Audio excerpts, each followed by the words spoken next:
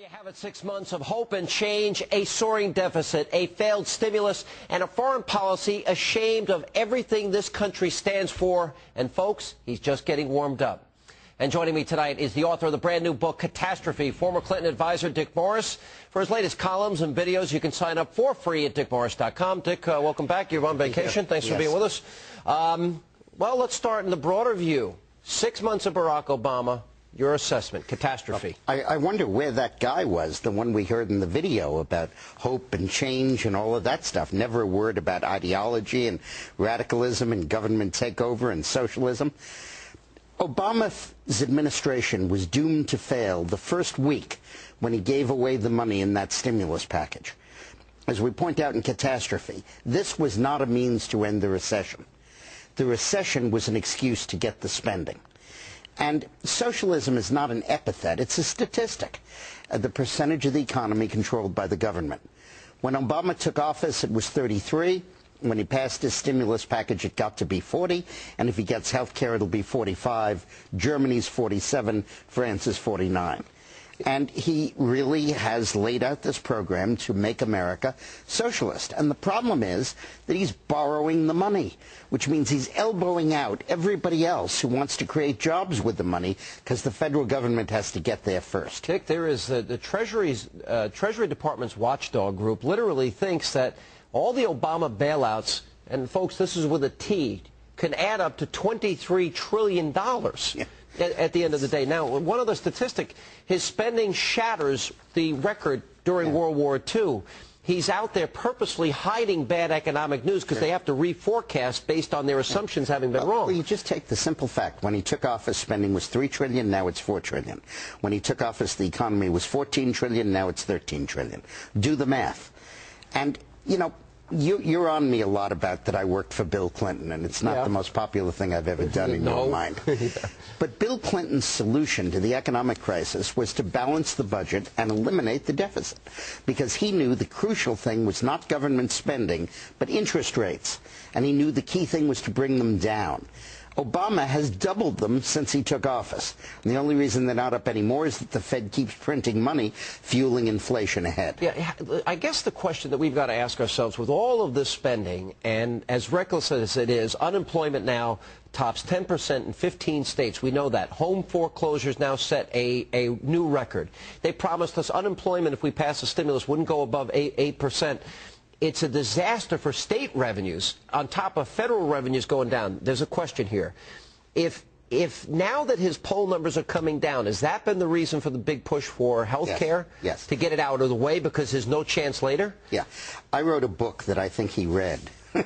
The first chapter was called The New Prince. And the first chapter was the need for a daily majority.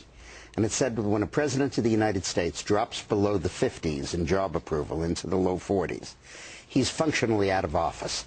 It's as if he's a prime minister in Britain who just lost a vote of confidence. He's at 51 now, according to Rasmussen, 59 in the Washington Post, 56 in Gallup. When those, and everybody agrees he's dropped 10 to 15 in the last 3 months. When those numbers go into the 40s, he won't be able to pass anything. So he's desperate to get cap and trade and health care reform through as fast as he can until he becomes too politically impotent to do it. But he's pretty much gotten everything that he's wanted. I think this is a very important point. He's got his stimulus, he got his earmarks, he got his omnibus, he's got cap and trade in the House, working its way through the Senate. He's pushing now for health care, but it's interesting.